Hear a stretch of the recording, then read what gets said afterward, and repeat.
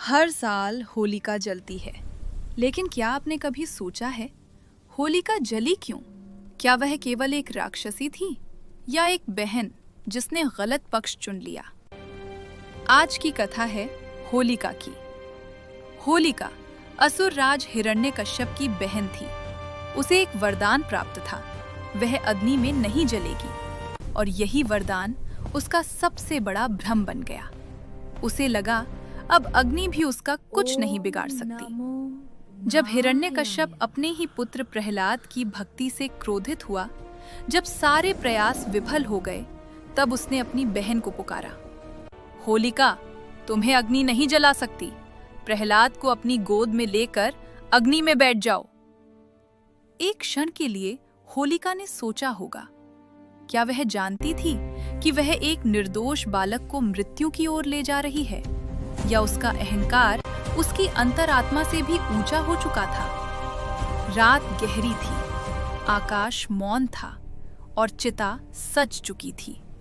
होलिका अग्नि के बीच बैठी। उसकी गोद में था भक्त प्रहलाद। प्रहलाद शांत था, आंखें बंद, हृदय में श्री हरि का नाम। होलिका मुस्कुरा रही थी। उसे अपने वरदान पर विश्वास था।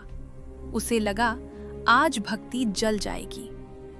अग्नि भड़क उठी, लपटें आकाश छूने लगी, लेकिन अग्नि ने निर्णय कर लिया था, वह अधर्म का साथ नहीं देगी।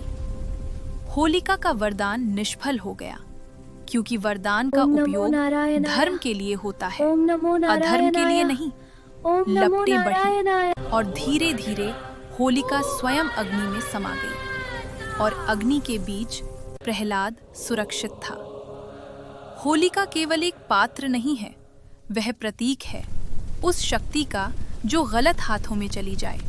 वह प्रतीक है अहंकार का। वह प्रतीक है उस विश्वास का जो धर्म के विरुद्ध खड़ा हो जाए।